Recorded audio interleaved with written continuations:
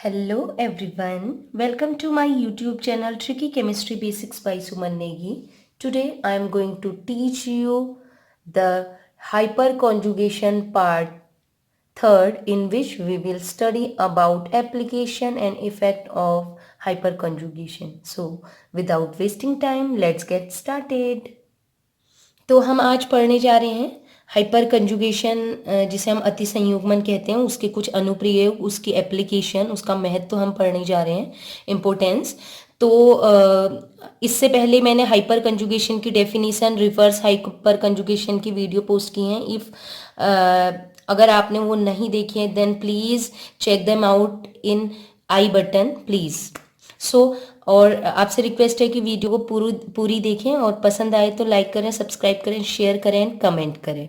तो हम बात करते हैं डिटर्मिनेशन की। बात करें तो पहला है एप्लीकेशन, डिटर्मिनेशन ऑफ स्टेबिलिटी, जिसे हम कहते हैं हिंदी में स्थायित्व का निर्धारण। तो हमें चेक करना है कोई कंपाउंड, कोई मॉलिक्यूल स्टेबल है तो क्या है कंडीशन। देखिए, हम हाइपर कॉन्जुगेशन की बात करें तो हाइपर कॉन्जुगेशन में हम देखते हैं नंबर ऑफ अल्फा एच, है ना।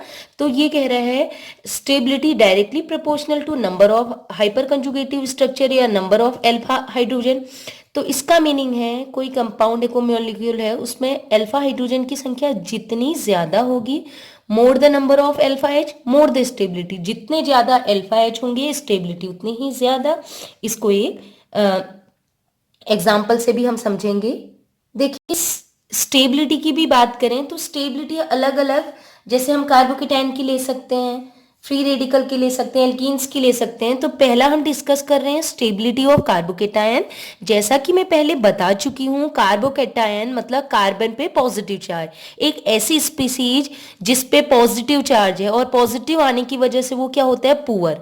तो जो पुअर है उसको हमने क्या बनाना है, स्टेबल। तो स्टेबल कब बनेगा, जब वो क्या हो जाएगा, रिच। तो पुअर स्पीसीज अगर रिच बन जाए, ठीक है, अमीर हो जाए, तो वो क्या हो जाएगा, स्टेबल, वो स्थायी हो जाएगा।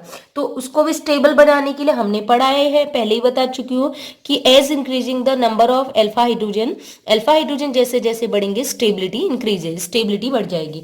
फॉर एग्जाम्पल, यहाँ हमने कार्बोकेटाइन लिए हैं, ये मिथाइल कार्बोकेटाइन है, ये इथाइल कार्बोकेटाइन है, या आइसोप्रोपाइल कार्बोकेटाइन है, और ये अगर बात करें तो ये 3 डिग्री कह सकते हैं इसको, 3 डिग्री कार्बोकेटाइन, ये 2 डिग्री, ये 1 डिग्री कार्बोकेटाइन, और ये इसमें कोई डिग्री नहीं है। तो इसकी अगर बात करें तो पहले आपको हाइपर कॉन्जुगेशन के लिए कंडीशन देखनी पड़ेगी। कंडीशन ये है कि जिस कार्बोकेटाइन की बात कर रहे हैं वो sp2 हाइब्रिडाइज होना चाहिए। तो इसमें सभी में कार्बन जो है sp2 हाइब्रिडाइज्ड है, ठीक है। उसके बाद दूसरी कंडीशन ये कहता है कि कार्बन के नियरेस्ट मतलब अल्फा कार्बन sp3 होना चाहिए। तो इसका नियरेस्ट कार्बन है नहीं, इसमें कोई भी अल्फा कार्बन नहीं है, इसके नियरेस्ट में कोई कार्बन नहीं जुड़ा है, हाइड्रोजन है। तो पहले कार्बन होना जरूरी है। तो इसमें कोई अल्फा हाइड्रोजन नहीं है, इसलिए इसमें कोई भी हाइपर कंजुगेटिव स्ट्रक्चर नहीं बनेगा। इसकी बात करें तो इसमें एक अल्फा कार्बन है जो कि sp3 हाइब्रिडाइज्ड है। इसमें एक यहाँ 2 अल्फा कार्बन है, दिखाई दे रहे हैं। इसमें डायरेक्ट लेटेस्ट 3 कार्बन है, 3 अल्फा हाइड्रोजन है, अल्फा कार्बन है जो कि sp3 हाइब्रिडाइज है। तो कंडीशन पूरी हो चुकी है। अब हम गिनेंगे अल्फा हाइड्रोजन। तो ये अल्फा कार्बन था, तो इसमें 3 हाइड्रोजन है, तो कितने अल्फा हाइड्रोजन, 3 हाइड्रोजन। इसमें 2 अल्फा कार्बन है, इसमें 3 हाइड्रोजन, टोटल 6 हाइड्रोजन। यहाँ 3, यहाँ टोटल 9 अल्फा हाइड्रोजन। और जैसा कि हमें पता है कि जितना अल्फा हाइड्रोजन है उतने ही हाइपर कॉन्जुगेटिव स्ट्रक्चर होते हैं, या उतने ही नो बॉन्ड रेजोनेटिंग स्ट्रक्चर होते हैं। नो बॉन्ड रेजोनेटिंग स्ट्रक्चर, मैं आपसे कह रही हूँ हाइपर कंजुगेटिव स्ट्रक्चर। तो हाइपर कंजुगेटिव स्ट्रक्चर वो होते हैं जिसमें बॉन्ड टूट चुका होता है, ठीक है। तो ये तो अगर आप कहेंगे इसको देख के कि 3 अल्फा हाइड्रोजन है तो 3 एक एक करके हाइड्रोजन टूटेंगे तो 3 स्ट्रक्चर बनेंगे, तो एक ओरिजिनल ये भी तो है। लेकिन इसमें हाइड्रोजन बॉन्ड नहीं ब्रेक हुआ है। बॉन्ड जब तक हाइड्रोजन का ब्रेक नहीं होगा तब तक उसको हाइपर कंजुगेटिव स्ट्रक्चर नहीं कहेंगे। तो टोटल कितने हाइपर कंजुगेटिव स्ट्रक्चर बनेंगे, इसमें 3, इसमें 6, इसमें 9। अगर आपसे कहा था टोटल रेजोनेटिंग स्ट्रक्चर, तो रेजोनेटिंग स्ट्रक्चर में तो ओरिजिनल वाले को भी इंक्लूड करेंगे, लेकिन हाइपर कंजुगेटिव या नो बॉन्ड रेजोनेटिंग स्ट्रक्चर में केवल अल्फा एच की संख्या वाले ही क्या होते हैं हाइपर कंजुगेटिव स्ट्रक्चर। इस पर आईआईटी में क्वेश्चन पूछा गया है और कई बार आप 3 की जगह 4 लिख देते हैं, तो इसको ध्यान रखना है। हाइपर कंजुगेटिव स्ट्रक्चर या नो बॉन्ड रेजोनेटिंग स्ट्रक्चर में हाइड्रोजन का टूटना जरूरी है, इसमें हाइड्रोजन बॉन्ड अभी ब्रेक नहीं हुआ है, ठीक है। तो 3 बने। अब बात करते हैं, एक तो हो गया अल्फा हाइड्रोजन, इसके अलावा आपको पता है इनमें ये CH3 ग्रुप प्लस आई ग्रुप का भी काम करता है, इंडक्टिव इफेक्ट का भी काम करता है, इलेक्ट्रॉन डोनेट करने का। तो यहाँ पर कोई भी इलेक्ट्रॉन डोनेटिंग ग्रुप नहीं जुड़ा है, क्योंकि हाइड्रोजन एक सबसे वीकेस्ट ग्रुप होता है, इसका इलेक्ट्रॉन ना तो ये डोनेट करता है ना ही अट्रैक्ट, ठीक है। इसमें एक CH3 है, मतलब 1+I, इसमें 2+I, 2 ग्रुप है इलेक्ट्रॉन डोनेट करने वाले, इसमें 3 ग्रुप है इलेक्ट्रॉन डोनेट करने वाले।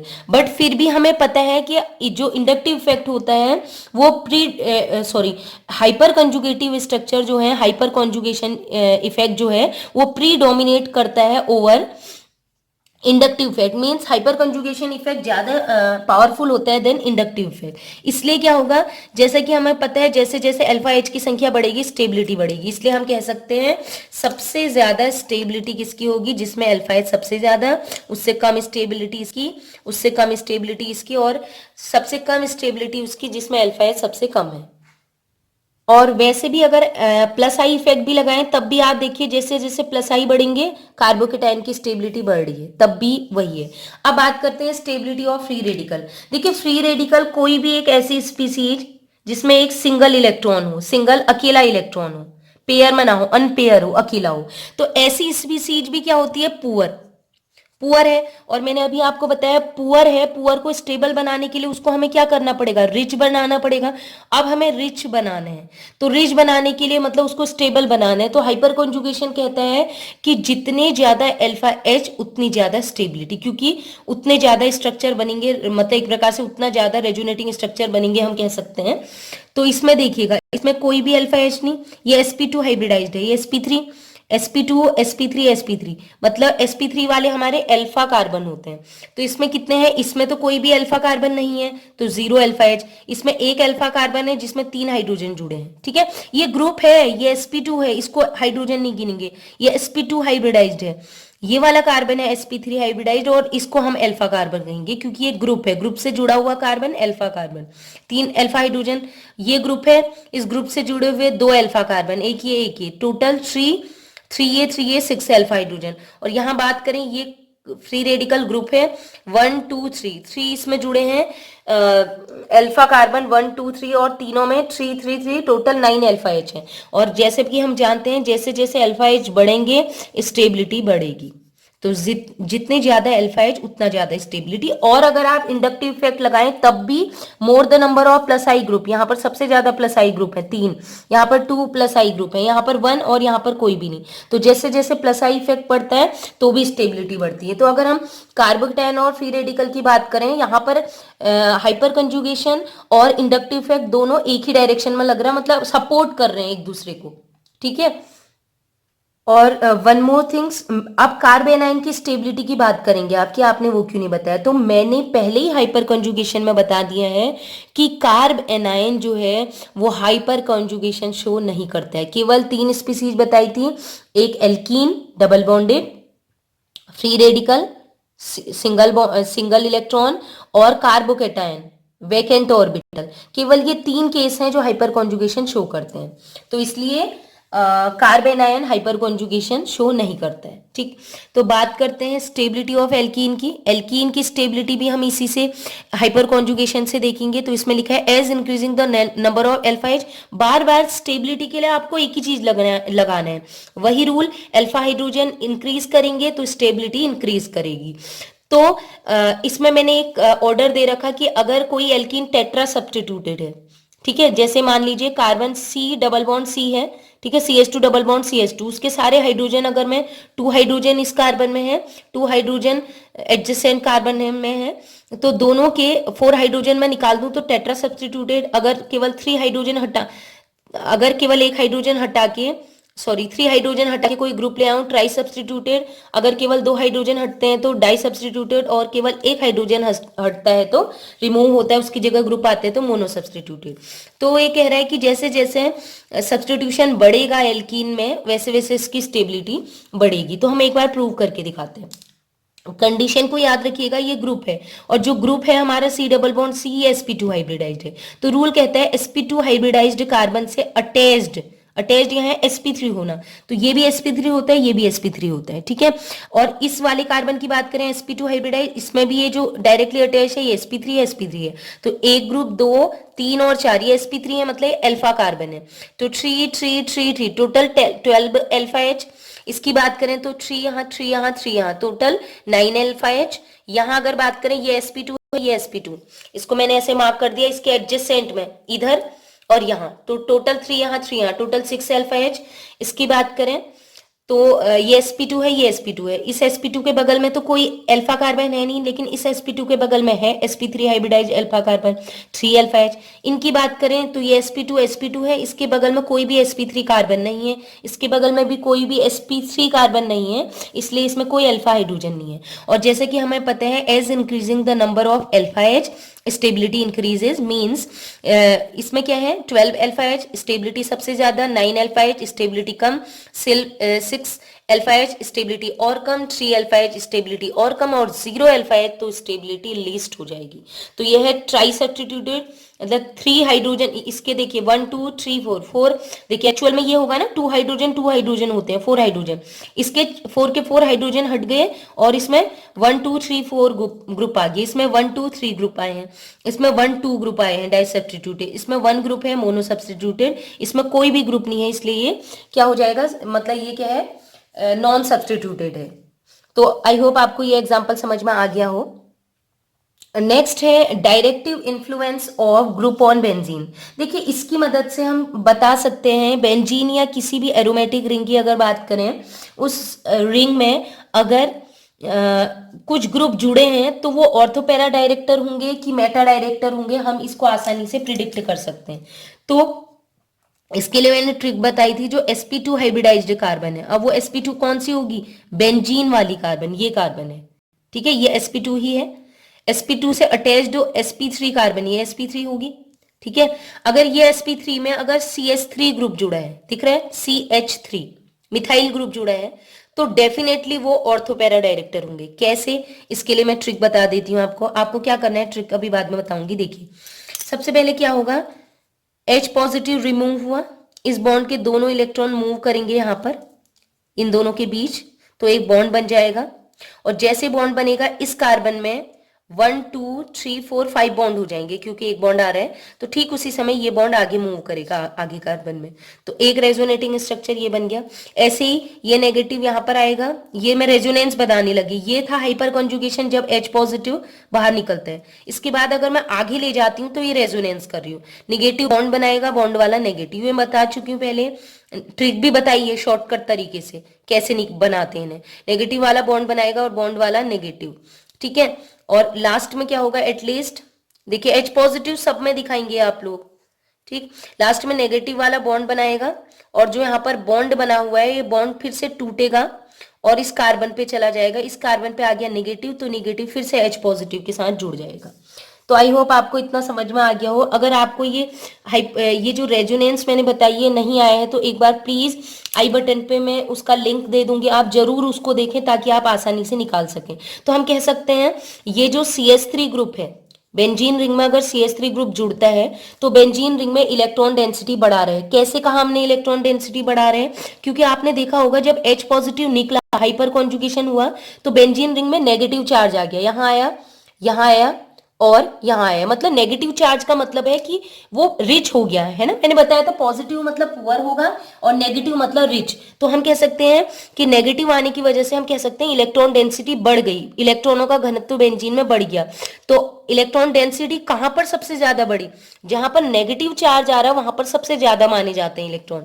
तो इलेक्ट्रॉन सबसे ज्यादा ऑर्थो पे, पैरा पे और ऑर्थो पे, तो हम इसलिए कह सकते हैं ये ग्रुप इलेक्ट्रॉन डेंसिटी सबसे ज्यादा इलेक्ट्रॉन घनत्व ऑर्थो और पैरा पोजीशन में बनाते हैं, इसलिए इन ग्रुप की उपस्थिति के कारण ये क्या हो जाते हैं, ग्रुप ऑर्थो पैरा डायरेक्टर। ध्यान रखिएगा ये CH3 group mesomeric effect show नहीं करता है। बच्चे बहुत कंफ्यूजन करते हैं कि भाई ये जैसे OH ग्रुप होते हैं इलेक्ट्रॉन डोनेट करने वाले, ये भी मेजोमेरिक इफेक्ट शो करते हैं, ये हाइपर कॉन्जुगेशन के कारण ऑर्थोपैरा इफेक्ट शो करते हैं, ठीक है। Ortho para directive influence show करते हैं, इनमें मेसोमेरिक इफेक्ट नहीं होता CH3 में।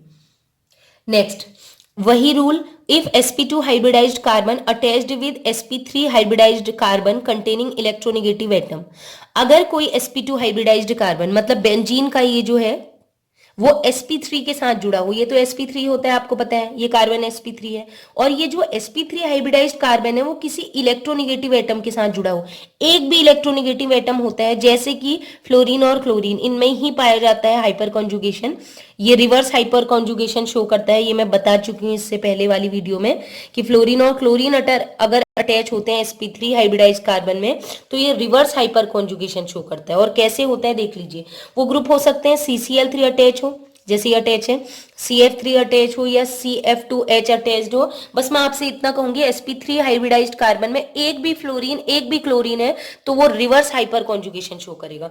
तो रिवर्स हाइपर कॉन्जुगेशन में क्या होता है आपको पता है, क्लोरीन की इलेक्ट्रोनेगेटिविटी कार्बन से ज्यादा है ना, इलेक्ट्रोनेगेटिविटी क्लोरीन की ज्यादा है, तो ये क्या करेगा, इस बॉन्ड के इलेक्ट्रॉन खींच लेगा अपनी ओर को। तो इस बॉन्ड में है 2 इलेक्ट्रॉन, एक कार्बन का एक क्लोरीन का, वो क्या करेगा, इस बॉन्ड में अपना तो इलेक्ट्रॉन लेके गया ही, साथ में कार्बन का भी इलेक्ट्रॉन लेके जा रहे हैं, तो ये बॉन्ड ब्रेक हो जाएगा और क्लोरीन दोनों अपने इलेक्ट्रॉन लेके जाएगा, तो क्लोरीन पे नेगेटिव चार्ज। अब इस कार्बन पे क्रिएट हो जाएगा पॉजिटिव सेंटर, मतलब पॉजिटिव चार्ज, तो कार्बन को भी स्टेबलाइज होने के लिए वो बेंजीन से इलेक्ट्रॉन खींचता है, तो वो बेंजीन से इलेक्ट्रॉन खींच रहा है, देखिए तो ये बेंजीन इलेक्ट्रॉन डोनेट कर रही है, तो डोनेट कर रही है तो इस कार्बन में इलेक्ट्रॉनों की डेफिशिएंसी हो जाएगी, कमी हो जाएगी, तो यहाँ पर पॉजिटिव चार्ज, और ये बॉन्ड यहाँ मूव किया तो डबल बॉन्ड। अब ठीक Cl निगेटिव और रेजोनेटिंग स्ट्रक्चर में आपको दिखाने हैं, बॉन्ड नहीं बनाने, ठीक है। अब ये पॉजिटिव चार्ज मूव करेगा थ्रू रेजोनेंस, ये हाइपर कॉन्जुगेशन है, लेकिन इससे आगे जो मैं कर रही हूँ ये रेजोनेंस होता है, जो कि हम पढ़ चुके हैं पहले, पॉजिटिव। अब ये पाई बॉन्ड यहाँ मूव करेगा तो इस कार्बन में क्या हो जाएगा, एक बॉन्ड की कमी तो पॉजिटिव चार्ज।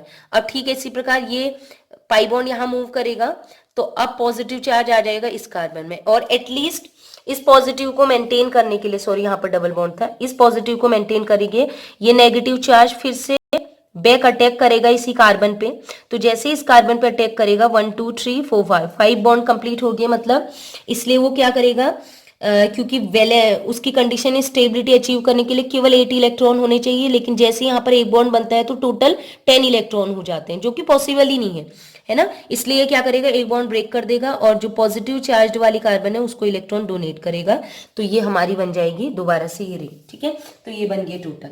अब हम बात करें कि इलेक्ट्रॉन डेंसिटी कहां पर मैक्सिमम है, तो आप देखिएगा ये ग्रुप जो है CCl3 हो CF3 हो, तो ये क्या कर रहे हैं, बेंजीन से इलेक्ट्रॉन खींच रहे हैं, और अब बेंजीन से इलेक्ट्रॉन खींच रहे हैं जिसकी वजह से क्या हो जाएगा, बेंजीन में कमी हो जा रही है, मतलब वो बेंजीन इलेक्ट्रॉन डेफिशिएंट हो जाएगा। मींस ये ग्रुप जो होंगे CCl3, ये ग्रुप रिवर्स हाइपर कंजुगेशन करने वाले ग्रुप बेंजीन को इलेक्ट्रॉन पुअर बनाते हैं, इलेक्ट्रॉन डेंसिटी को कम करते हैं। अब वो सेंटर जहां पर पॉजिटिव आया होगा, हम ये मानेंगे, मतलब वो रियल फैक्ट है कि जहां पर पॉजिटिव है, जैसे जहां पर नेगेटिव है तो वो बहुत सबसे ज्यादा रिच, और जहां पर पॉजिटिव है वो सबसे ज्यादा पुअर। तो सबसे ज्यादा पुअर कहां पर है, एक तो ऑर्थो पोजीशन पे, ठीक है, और एक पैरा पोजीशन पे। देखिए एक ऑर्थो ये है, एक ऑर्थो ये, दोनों ऑर्थो पे पॉजिटिव और एक पैरा पोजीशन पे पॉजिटिव, मतलब ये 3 सेंटर है जहां इलेक्ट्रॉन डेंसिटी सबसे कम है, मतलब बहुत पुअर है। इसकी तुलना में रिच कहां है फिर, वो कार्बन जहां पर पॉजिटिव नहीं आया, वो इनकी तुलना में, इन सेंटर की तुलना में जहां पर पॉजिटिव आया उन सेंटर की तुलना में थोड़ा रिच मानेंगे, ठीक है। तो इलेक्ट्रॉन डेंसिटी ऑर्थो पे और पैरा पे तो पॉजिटिव आ रहे हैं, लेकिन मेटा पे कोई चार्ज नहीं आया, तो हम मान लेंगे कि मेटा पे ऑर्थो की तुलना में या पैरा की तुलना में थोड़ा इलेक्ट्रॉन ज्यादा रहे होंगे, इसलिए हम कहेंगे इलेक्ट्रॉन डेंसिटी इस वाले केस में मेटा पे थोड़ा सा ज्यादा होती है, इसलिए मेटा डायरेक्टर कहलाते हैं। आई होप ये फैक्ट भी आपको क्लियर हो गया होगा। नेक्स्ट है डिटर्मिनेशन ऑफ इलेक्ट्रोफिलिक सब्स्टिट्यूशन। तो आपको मैं बता दूं कि इलेक्ट्रॉन्स नहीं प्रतिस्थापन का निर्धारण ये टॉपिक है, तो उसमें इलेक्ट्रोफाइल किसे कहते हैं, इलेक्ट्रो मींस इलेक्ट्रॉन, मतलब नेगेटिव चार्ज, उसको क्या लव करने वाले, फिलिक मींस लविंग, तो इलेक्ट्रॉन माइनस को लव करने वाला कौन होता है? पॉजिटिव चार्ज वाला। तो इलेक्ट्रोफाइल या इलेक्ट्रॉन स्नेही एक ऐसी स्पीसीज है जिसपे पॉजिटिव चार्ज होता है, ठीक है। अब पॉजिटिव किसी के भी ऊपर होगा तो वो क्या होगा? पुअर। तो अब मुझे बताइए, अगर पुअर अटैक करना चाहता है, उसकी रिएक्टिविटी देखेंगे तो पुअर कौन से सेंटर पे अटैक करना चाहेगा? जो रिच हो। और केमिस्ट्री की लैंग्वेज में रिच किसे कहते हैं? जहां पर नेगेटिव चार्ज हो। तो हम चेक करते हैं, देखिए। तो दो केस थे, एक तो नॉर्मल पॉजिटिव हाइपर कंजुगेशन, एक था रिवर्स या फिर नेगेटिव हाइपर कंजुगेशन। तो पॉजिटिव हाइपर कंजुगेशन में ग्रुप जुड़ते थे CH3, और ये CH3 ग्रुप क्या करते थे? जब भी बेंजीन से जुड़ते थे तो ये इलेक्ट्रॉन डोनेट करते थे, इलेक्ट्रॉन डेंसिटी को बढ़ाते थे। और सबसे ज्यादा इलेक्ट्रॉन डेंसिटी कहां बढ़ती थी? ऑर्थो और पैरा पे। अभी कुछ देर पहले ये मैंने आपको बताया था, आई होप आपको याद होगा, इससे जस्ट पहला वाला पॉइंट है। तो सबसे ज्यादा इलेक्ट्रॉन डेंसिटी कहां बढ़ रही थी? ऑर्थो और पैरा पे। इसलिए ये क्या कहलाएगा? इलेक्ट्रॉन डेंसिटी मैक्सिमम ऑर्थोपेरा पे है, इसलिए ये जो ई पॉजिटिव है, जो पुअर है, वो ऐसे सेंटर पे अटैक करेगा जहां पर सबसे ज्यादा नेगेटिव चार्ज है। तो इसलिए सबसे ज्यादा कहां पर अटैक करेगा? ऑर्थो और पैरा पे। इसलिए हम कहेंगे ये ग्रुप CH3 ग्रुप के कारण इलेक्ट्रोफिलिक सब्स्टिट्यूशन कहां पे होता है? ऑर्थो और पैरा पे। आने वाला ग्रुप ऑर्थो पे अटैक करेगा और पैरा पे। जैसे कि हमने टोलुइन लिया, इसको मैं एक ट्रिक से बता दे रही हूँ। H क्या होता है? सबसे वीकेस्ट ग्रुप, तो डेल्टा पॉजिटिव लिख लीजिए। कार्बन उसकी तुलना में स्ट्रॉन्ग है तो डेल्टा नेगेटिव। इसके बाद वाले कार्बन में लिख लीजिए, सीरियल चलाने हमने, डेल्टा पॉजिटिव, फिर इस सेंटर पे डेल्टा नेगेटिव, फिर डेल्टा पॉजिटिव, डेल्टा निगेटिव। ये ट्रिक थी हमारी पहली, दोबारा रिवाइज करा रही हूं। पॉजिटिव, यह निगेटिव। अब सिंपल देख लीजिए, किसी में भी इस सेंटर पे क्या है? ऑर्थो पे नेगेटिव। इस सेंटर पे क्या है? ऑर्थो पे नेगेटिव। और इस सेंटर पे क्या है? ऑर्थो पे नेगेटिव। तो रूल वही है कि CH3 ग्रुप के कारण ऑर्थो ऑर्थो और पैरा पे नेगेटिव आ रहे हैं, इसलिए ई पॉजिटिव जो पुअर है वो अटैक करेगा इन दो ऑर्थो और ये पैरा पे। इसलिए इलेक्ट्रोफिलिक सब्स्टिट्यूशन ऑर्थो और पैरा पे होता है। नेक्स्ट है रिवर्स हाइपर कॉन्जुगेशन या फिर नेगेटिव हाइपर कॉन्जुगेशन। ये होता है मतलब sp3 हाइब्रिडाइज्ड कार्बन में कोई भी एक ऐसा ग्रुप जुड़ा हो जो फ्लोरीन या क्लोरीन हो, जो इलेक्ट्रॉन खींच लेता हो, इलेक्ट्रॉन विड्रॉइंग हो। तो इसके लिए जैसे कि CCl3 CF3 और कोई भी ऐसा कार्बन से जुड़ा हुआ फ्लोरीन या क्लोरीन हो, और कोई भी एक ग्रुप हो सकता है। तो इस वाले केस में क्या होता है? ये ग्रुप जो होते हैं बेंजीन से इलेक्ट्रॉन खींच लेते हैं अपनी ओर। तो बेंजीन क्या होती है? बेंजीन में इलेक्ट्रॉन डेंसिटी बहुत कम हो जाती है, लेकिन फिर भी इलेक्ट्रॉन डेंसिटी ऑर्थो में तो बहुत कम हो जाती है, लेकिन मेटा में थोड़ा सा ज्यादा रहती है। तो मेटा में थोड़ी इलेक्ट्रॉन डेंसिटी ज्यादा, इलेक्ट्रॉन ज्यादा है, वो थोड़ा सा रिच है, इसलिए इलेक्ट्रोफॉइल जो कि पुअर है वो कहां पर अटैक करेगा? मेटा पे। तो इसको हम ट्रिक से पढ़ सकते हैं, देखिए कैसे। अगर पूरा नहीं पढ़ना है तो ऐसे देखिए, Cl क्या होता है? इलेक्ट्रॉन खींचने वाला ग्रुप, मोर इलेक्ट्रोनिगेटिव। तो डेल्टा निगेटिव, और कार्बन उसकी तुलना में वीक है तो डेल्टा पॉजिटिव हो गया। पॉजिटिव। अब इस कार्बन में क्या आएगा? डेल्टा निगेटिव, फिर पॉजिटिव, फिर नेगेटिव, पॉजिटिव, इस सेंटर पे नेगेटिव, इस पे पॉजिटिव। अब देख लीजिए, ई पॉजिटिव को अटैक करना है, पॉजिटिव को अटैक करना है तो कहां करेगा? जहां नेगेटिव आ रहा है, जहां इलेक्ट्रॉन थोड़ा ज्यादा है। तो यहां यहां और यहां तो पॉजिटिव चार्ज है, यहां तो पॉजिटिव वाला पॉजिटिव पर अटैक नहीं करेगा, तो कहां पर करेगा? एक तो ये सेंटर देखिए, इस सेंटर पे नेगेटिव चार्ज आ रहा है, और ये सेंटर, ये दोनों कौन से सेंटर है? ये सेंटर है मेटा। तो मेटा पोजीशन पे नेगेटिव चार्ज है, नेगेटिव मतलब थोड़े इलेक्ट्रॉन ज्यादा है, इसलिए पॉजिटिव चार्ज वाला इलेक्ट्रोफाइल, इलेक्ट्रॉन्स नहीं अभिकर्मक, यहाँ नेगेटिव पे अटैक करेगा। तो ध्यान रखिएगा, पॉजिटिव वाला हमेशा नेगेटिव पे अटैक करेगा। एक बार ऊपर वाले को भी देख लीजिए, उसको भी देख लीजिए। ये हमारी ट्रिक है, अगर आपको रटना नहीं है तो ये ट्रिक काम आएगी आपके पास। तो इस वाले केस में देख लीजिए, ई पॉजिटिव अटैक करेगा नेगेटिव सेंटर पे, ये वाला सेंटर, और यहां पर अगर बात करें, ई पॉजिटिव अटैक करेगा यहां पर नेगेटिव सेंटर पे, ऑर्थो और पैरा।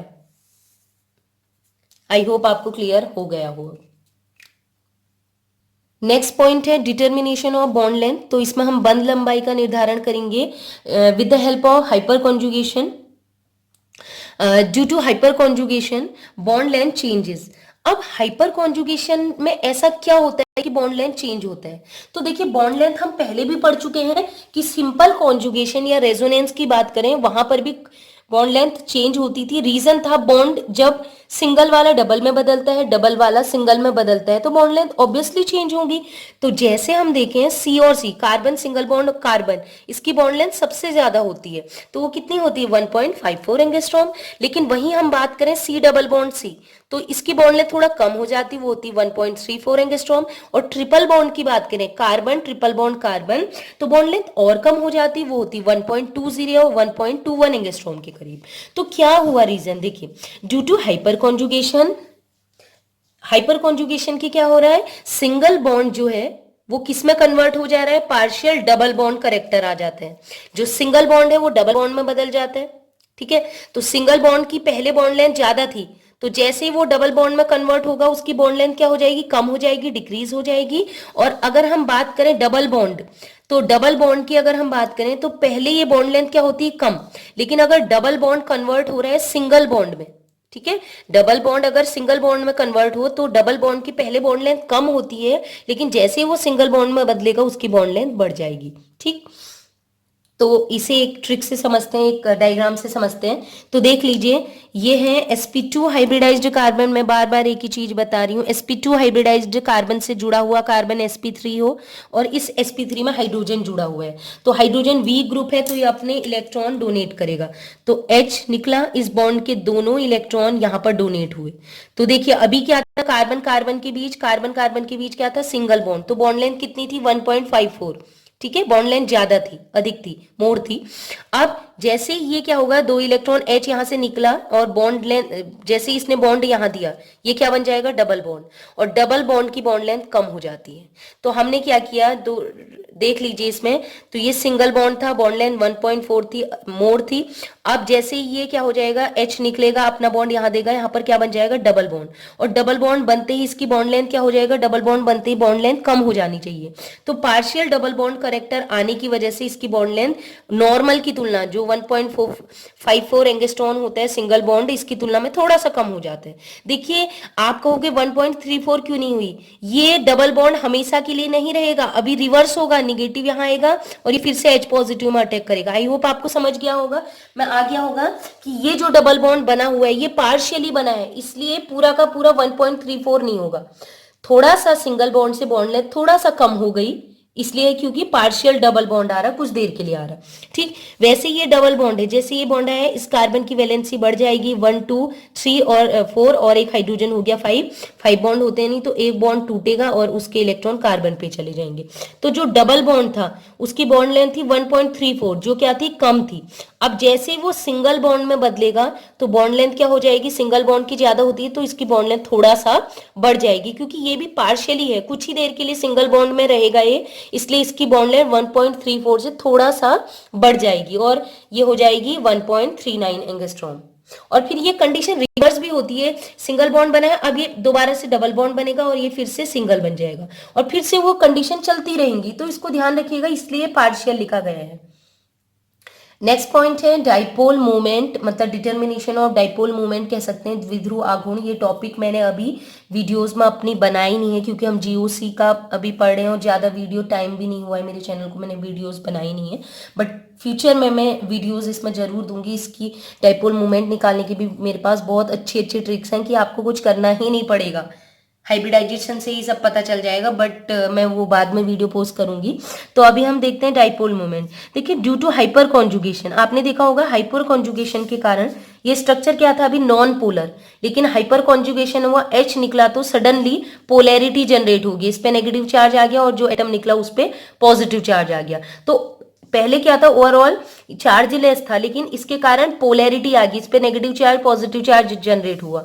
तो हाइपर कॉन्जुगेशन के कारण पोलैरिटी जनरेट होती है, और जैसा कि हम जानते हैं कि पोलैरिटी डाइपोल मोमेंट को चेंज करता है, मींस पोलैरिटी जितनी ज्यादा डाइपोल मोमेंट भी उतना ही ज्यादा।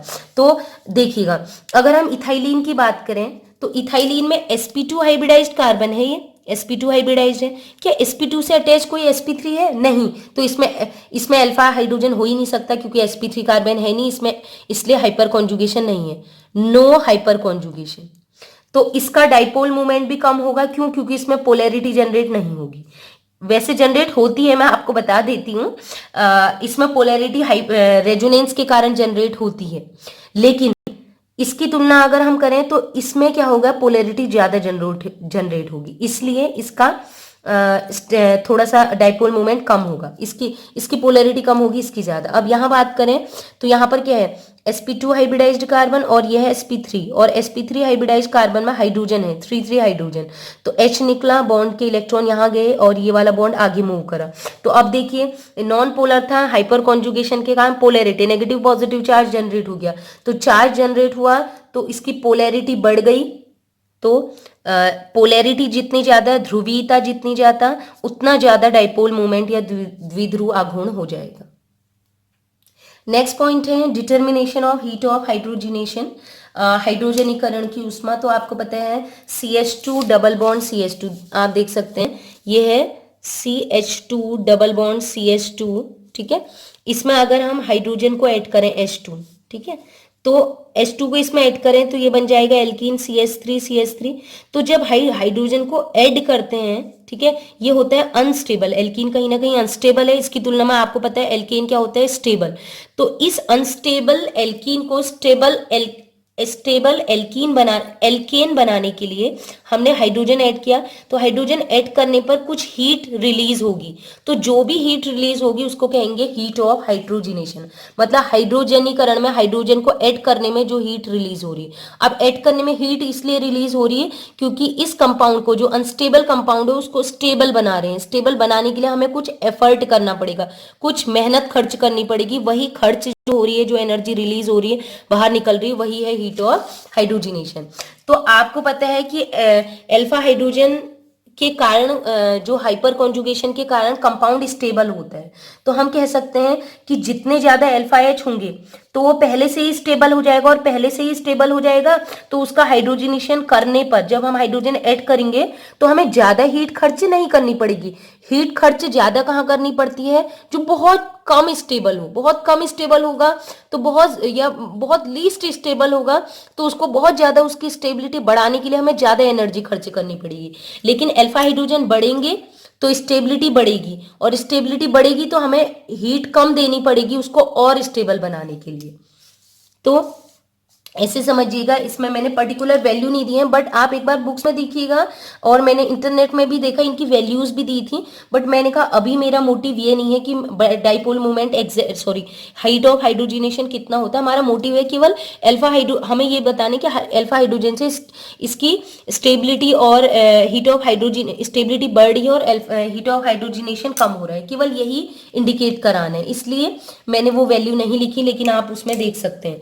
तो देखिएगा इसमें नो अल्फा एच, क्योंकि यहाँ पर हाइपर कॉन्जुगेशन नहीं है। इसमें 3 अल्फा एच, क्योंकि एक अल्फा कार्बन 3 अल्फा एच, यहाँ 3 और 3 6 अल्फा एच, यहाँ 3 3 3 9 अल्फा एच, और यहाँ 3 3 3 3 12 अल्फा एच। इसको एक हम ट्रिक से समझ सकते हैं। देखिए मान लीजिए इन सभी को स्टेबलाइज करने के लिए 15 लेवल तक ले जाना है। इसका लेवल 0 है, इसका 3 लेवल पे बैठा है, ये 6 लेवल पे बैठा है, इससे 9 लेवल पे बैठा है, ये 12 लेवल पे बैठा है। तो आप सीधे सीधे बताइए सबसे ज्यादा हमें 15 लेवल तक ले जाने के लिए किसमें एनर्जी खर्च करनी पड़ेगी सबसे ज्यादा, ये है ना, 0 पे बैठा है, इसको 15 तक ले जाना है, तो सबसे ज्यादा एनर्जी यहाँ खर्च करनी पड़ेगी। हीट और हाइड्रोजनेशन सबसे ज्यादा, इसको स्टेबल बनाने के लिए सबसे ज्यादा हीट देनी पड़ेगी, मतलब सबसे ज्यादा एनर्जी लॉस्ट होगी, हीट रिलीज होगी। इसको 3 लेवल पे बैठा है, 15 तक ले जाना है, थोड़ा कम एनर्जी लगेगी, ठीक है। ये 6 लेवल पे बैठा है, इसको 15 तक ले जाना है, और कम एनर्जी की जरूरत होगी। ये 9 लेवल पे बैठा है, इसको 15 तक ले जाना है, ये और कम हीट ऑफ हाइड्रोजनेशन, और कम एनर्जी लॉस्ट होगी। और ये 12 लेवल पे ऑलरेडी बैठा है, इसको 15 लेवल पे बैठा ले जाना है, 12 से 15 ही ले जाना है, नजदीक है तो इसको कम एनर्जी देनी पड़ेगी। तो आई होप आपको समझ में आ गया होगा अल्फा हाइड्रोजन क्या होते हैं। अल्फा हाइड्रोजन के कारण जितने ज्यादा अल्फा हाइड्रोजन होंगे वो पहले से ही स्टेबल हो जाते हैं, और वो पहले से ही स्टेबल हो जाएगा तो हमें उसको और स्टेबल बनाने के लिए कम एनर्जी रिलीज करनी पड़ेगी, मतलब हीट ऑफ हाइड्रोजनेशन कम देनी पड़ेगी, less heat of hydrogenation releases. Next application most important according to point of view of MSc student and other competitive exam like CSIR, NET, GATE and IIT JEM। तो anomeric effect की बात कर रहे हैं। Anomeric effect जो है वो 12th level तक नहीं है, ये BSc, MSc, CSIR, NET, GATE और आईआईटी जेम के लिए है। तो अगर 12th वाले स्टूडेंट्स इसे देख रहे हैं तो इस वाले एप्लीकेशन को स्किप कर सकते हैं, ठीक है।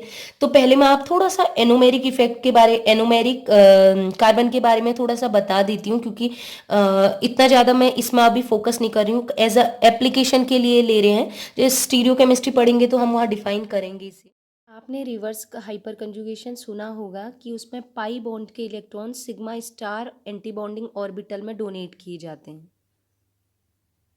ठीक इसी प्रकार यहाँ भी ऑक्सीजन के जो पाई इलेक्ट्रॉन हैं, ये लोन पेयर इलेक्ट्रॉन है, ये डोनेट किए जाते हैं कार्बन के सिग्मा स्टार एबीएमओ में। इसलिए बिलीव किया जाता है कि ये भी हाइपर कॉन्जुगेशन इफेक्ट शो करता है। तो if two similar cyclic compound, दो सिमिलर साइक्लिक कंपाउंड है, उनमें डिफरेंस केवल आ रहा है लीस्ट नंबर की कार्बन वाला, जिसको लीस्ट नंबर्ड कार्बन है, मतलब C1 कार्बन, C0 तो होती नहीं है, C1 कार्बन, मतलब दोनों दोनों जो सिमिलर साइक्लिक कंपाउंड है उनकी C1 कार्बन में जो ग्रुप लगे हुए हैं उनका ओरिएंटेशन चेंज है। ओरिएंटेशन चेंज मतलब हमने पढ़ा था जो फिशर रूल के अकॉर्डिंग, एक राइट होते हैं, राइट होता है एक ग्रुप का कॉन्फ़िगरेशन, एक ग्रुप का कॉन्फ़िगरेशन लेफ्ट होता है, ठीक है। तो हावर्थ के अकॉर्डिंग जो राइट में ग्रुप होते हैं वो मूव करते हैं कहाँ, नीचे की ओर को, ठीक है। नीचे मतलब क्या हो जाएगा, उसको स्ट्रेट लगा देते हैं। और यहां अगर हम कहें तो उनको हम बोलते हैं अल्फा, जो कि एक्सियल पोजीशन में होते हैं, जिसे हम कहते हैं नीचे की ओर को होते हैं, ठीक है, जिसे हम 12th तक पढ़ते हैं नीचे होते हैं। और बीटा नेमिंग किसे कहेंगे, अगर ग्रुप लेफ्ट में लगा है ऐसे तो वो क्या आ जाएगा, सीधे ऊपर की ओर को लगाएंगे इसे, ठीक है, टॉप में लगाएंगे इसे। तो टॉप पे लगाएंगे तो यहां अगर कहें तो उसे कहेंगे हम बीटा, अगर पोजीशन है तो उसको हम लेफ्ट में लगाएंगे या स्ट्रेट लगाएंगे ऊपर की ओर को, या फिर इसकी लैंग्वेज में कहें तो हम उसे इक्वेटोरियल लगाएंगे, इक्वेटोरियल पोजीशन में होना चाहिए। तो अल्फा वाला वो होता है जो जो ग्रुप एक्सियल लगा हो, और बीटा कंडीशन में ग्रुप क्या होना चाहिए, इक्वेटोरियल। तो मैं आपको दो कंपाउंड दे रही हूँ, एक है अल्फा ग्लूकोपाइरानोज और एक है बीटा ग्लूकोपाइरानोज। इसको हम देख लेते हैं। अल्फा ग्लूकोपाइरानोज की बात करें, देखिए दोनों ग्लूकोपाइरानोज एक दूसरे के आइसोमर्स हैं, देख लीजिए ग्रुप की पोजीशन सेम है, बाकी ग्रुप सेम है, केवल C1 कार्बन, इस O के अगर हम क्लॉकवाइज रोटेशन करें ये, तो ये C1 कार्बन है, पहली कार्बन। इस कार्बन में OH क्या लगा है, नीचे लगा है, स्ट्रेट नीचे लगा है। इसमें मैंने ऑर्बिटल डायग्राम दिखा दिया इसलिए समझ नहीं आ रहा, ये एक्सियल पोजीशन में लगा है, स्ट्रेट लगा है, तो ये अल्फा फॉर्म। और इसी OH को अगर मैं ऐसे लगा दूं इक्वेटोरियल कंडीशन में, जो ऐसे लगा हुआ है, तो ये कहलाएगा बीटा फॉर्म। तो आई होप आपको अल्फा बीटा क्लियर हो गया होगा, इसमें मैंने डायरेक्ट ऑर्बिटल बना दिए थे। तो इसकी हम बात करते हैं। तो अब ये एनोमेरिक इफेक्ट क्या होता है, तो ये कह रहे हैं ग्लूकोपाइरानोज की अगर हम बात करें तो उसमें जो एनोमेरिक कार्बन होती है, ये है एनोमेरिक कार्बन। इस एनोमेरिक कार्बन में तो देखिए ये C1 कार्बन है, इसके एडजेसेंट में हेट्रोएटम ऑक्सीजन जुड़ा है। तो ऑक्सीजन के पास 2 लोन पेयर होते हैं, एक एक्सियल है एक इक्वेटोरियल है, कंडीशन देखिए। और इस कार्बन की अगर बात करें तो ये इसका ऑर्बिटल है, जिसमें जो किसके साथ ओवरलैप करे हुए, OH के ऑक्सीजन के साथ ओवरलैप किया हुआ है, ठीक है, ऑक्सीजन के ओवरलैप किया है और ऑक्सीजन के पास 2 लोन पेयर ऑलरेडी है। तो यहाँ ओवरलैपिंग है, बॉन्डिंग फॉर्मेशन है। अब लेकिन इसके बॉन्डिंग मॉलिक्यूलर ऑर्बिटल तो भरे हुए हैं, पहले से बॉन्डिंग हो चुकी है, लेकिन जो एंटी बॉन्डिंग मॉलिक्यूलर होते हैं सिग्मा स्टार के, सिग्मा बॉन्डिंग वाले जो एंटी बॉन्डिंग के मॉलिक्यूलर ऑर्बिटल होते हैं कार्बन के, ठीक है, कार्बन ऑक्सीजन के, ये वैकेंट हैं CO के, ठीक है। तो वैकेंट है और ये ऑर्बिटल कुछ ऐसी कंडीशन में, ऑक्सीजन का ये वाला दिख रहा है लोन पेयर एक्सियल कंडीशन में, और ये वाला और ये वाला जो sigma star anti bonding orbital है वैकेंट, ये भी क्या है, दोनों एक्सियल हैं, दोनों ऐसी कंडीशन में, ऐसे देख लीजिए दोनों ऐसे हैं, सेम प्लेन में है, ऐसे कह सकते हैं, सेम पैरेलल है। तो यहाँ पर जो ऑक्सीजन का ऑर्बिटल है जिसमें लोन पेयर है, और ये वाला ऑर्बिटल जो एंटी बॉन्डिंग वाला है, ये इसको इजीली इसके सामने है, पैरेलल है, तो इस इजीली ये क्या होगा, ओवरलैप करेगा और इसको इलेक्ट्रॉन डोनेट करेगा। तो कुछ ऐसा हम इसको दिखा सकते हैं कि इसके इलेक्ट्रॉन जो है वो डोनेट होके इस वाले में आ जाएंगे, ठीक है। तो यहाँ पर क्या बन जाएगा, एक डबल बॉन्ड आ जाएगा, और ऑक्सीजन ने इलेक्ट्रॉन डोनेट किए हैं तो ऑक्सीजन पे पॉजिटिव चार्ज, और यहाँ पर क्या आ जाएगा, डबल बॉन्ड। तो ये अभी सिंगल बॉन्ड था, अभी कुछ देर के बाद इसमें क्या आ जाएगा, डबल बॉन्ड करेक्टर। तो बॉन्ड लेंथ अभी ज्यादा थी, और अभी ये क्या करेगा, जैसे इलेक्ट्रॉन डोनेट करेगा यहाँ पर डबल बॉन्ड बनेगा, तो डबल बॉन्ड बनने के कारण बॉन्ड लेंथ इसकी क्या हो जाएगी, थोड़ा सा कम हो जाएगी, ठीक। अब वैसे अगर हम बात करें ठीक है, बीटा ग्लूकोपाइरानोस की, तो बीटा ग्लूकोपाइरानोस की बात करें तो बीटा मतलब वो होता है जिसमें ग्रुप जो हो C1 कार्बन का जो ग्रुप है, ये देखिए C1 कार्बन का जो ग्रुप हो वो इक्वेटोरियल हो, ऐसे लगा हुआ है, दिख रहा है इक्वेटोरियल। तो इस वाले केस की बात करें तो देखिए इसका जो बॉन्डिंग मॉलिक्यूलर ऑर्बिटल है ये वाला, ये तो ऑलरेडी इसमें ओवरलैपिंग करी है इस ऑक्सीजन ने, ठीक है, ऑक्सीजन ने ओवरलैपिंग करी है, यहाँ इलेक्ट्रॉन ऑलरेडी है। अब ये वाला ऑक्सीजन, ये जो एंटी बॉन्डिंग का है सिग्मा स्टार, ये अभी खाली है, एंटी बॉन्डिंग का ऑर्बिटल जो है खाली है, बट ये जो एंटी बॉन्डिंग का ऑर्बिटल है कुछ ऐसे लगा हुआ है, और जो ऑक्सीजन का ऑर्बिटल है जो इलेक्ट्रॉन डोनेट करेगा वो ऐसे लगा है, एक ऐसे लगा हुआ है देख लीजिए, और दूसरा वाला इक्वेटोरियल को देखें तो वो ऐसे लगा है इस डायरेक्शन में, ये इस डायरेक्शन में, इस डायरेक्शन। तो क्या ये इलेक्ट्रॉन डोनेट कर सकता है, इसके थ्रू डोनेट कर सकता है, नहीं, या फिर इसके थ्रू डोनेट कर सकता है, ये तो जस्ट अपोजिट ही होगी, डोनेट ही नहीं हो सकता। तो ये वाला और ये वाला ऑर्बिटल एंटी बॉन्डिंग का, सिग्मा स्टार का एंटी बॉन्डिंग का, और ऑक्सीजन का जो ये एक्सियल पोजीशन का जो ऑर्बिटल है जिसमें लोन पेयर है बीटा ग्लूकोपाइरानोज में, ये सेम डायरेक्शन में नहीं होते, तो ये इलेक्ट्रॉन मतलब सेम पैरेलल कंडीशन में नहीं होते, तो ये इलेक्ट्रॉन डोनेट नहीं कर पाता, तो यहाँ पर डबल बॉन्ड करेक्टर आना मुश्किल होता है, ठीक है। तो इसलिए हम कहेंगे ये थोड़ा सा कम स्टेबल है, ये थोड़ा सा ज्यादा स्टेबल है क्योंकि डबल बॉन्ड कर रहा है। फिर भी आप कहेंगे ये केवल 36% बन रहा है, 64% बन रहा है, इसका रीजन एक और होता है, मैं आपको यहीं पर डिफाइन कर दे रही हूँ।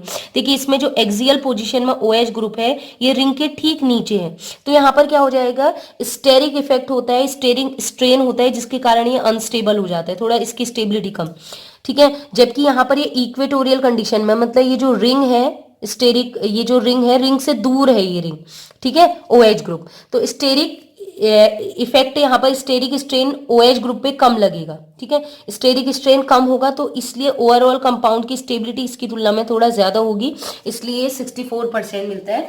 तो देखिएगा, ध्यान रखिएगा, कभी भी अगर कोई आपको एक कॉन्सेप्ट समझाए तो आप ये मत समझिए कि उसने गलत बताया है, आप कमेंट में ये नहीं कहें कि उसने गलत बताया है, और भी रीजन हो सकते हैं, वो एक्सेप्शनल केस भी हो सकता है, और भी रीजन हो सकते हैं कि केवल हाइपर कॉन्जुगेशन ही थोड़े ना स्टेबलाइज करते हैं, इंडक्टिव इफेक्ट भी लग रहा है, बहुत से इफेक्ट है, स्टेरिक इफेक्ट है, या बहुत से इफेक्ट काम करते हैं एक साथ, तो जिसका पावर ज्यादा होगी वो ज्यादा स्टेबिलिटी को शो करेगा। तो ये मैंने आपको बता दिया है। ऐसे ही दूसरा एग्जाम्पल है, इधर आप देख लीजिए, इसका नाम होता है, अब यहाँ पर मैंने OH की जगह H की जगह CH3 ग्रुप लगा दिया है। अब वही कंडीशन है, बार बार डिफाइन नहीं करना है, अल्फा है क्योंकि ये OCH3 ग्रुप एक्सियल लगा है, और ये बीटा है क्योंकि ये इक्वेटोरियल ऐसे लगा हुआ है इक्वेटर पे स्ट्रेट, ठीक है, ये एक्सियल हो जाएगी और ये इक्वेटोरियल, उसको बीटा कहेंगे।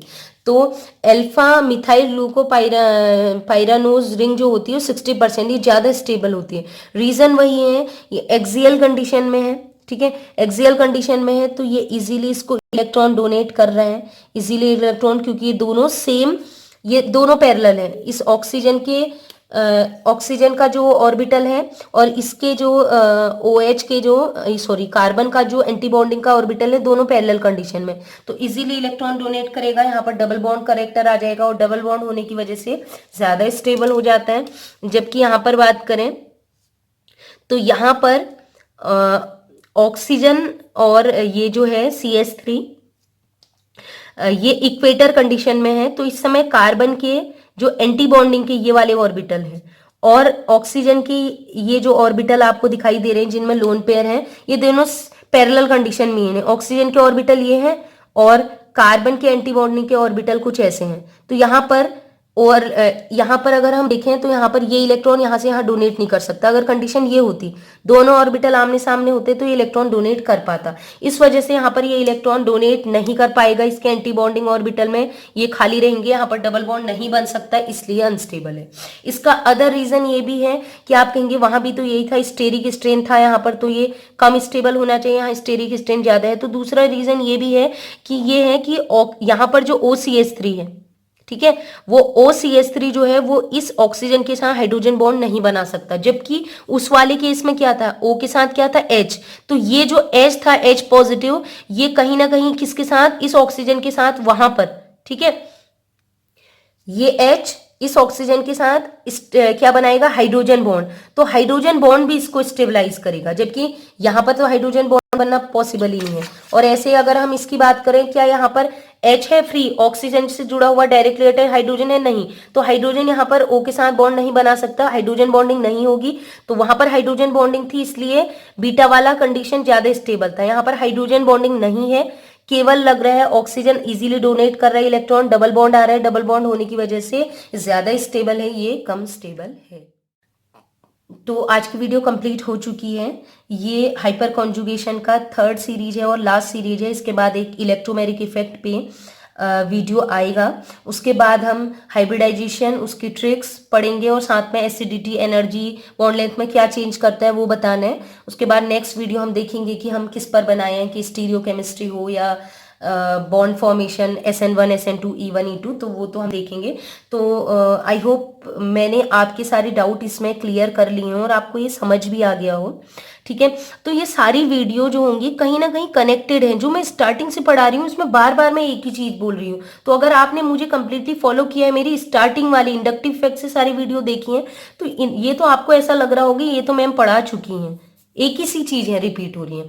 तो आपसे रिक्वेस्ट है कि मैं भी आपके लिए मेहनत कर रही हूँ, तो प्लीज आप भी इतना मेहनत कर दीजिए कि वीडियो लाइक किए बिना ना जाएं और साथ में कमेंट भी करें कि वीडियो कैसी लगी और अपने फ्रेंड्स में ज़्यादा से ज़्यादा शेयर करें। So keep sharing, keep loving, keep watching, till then and bye bye.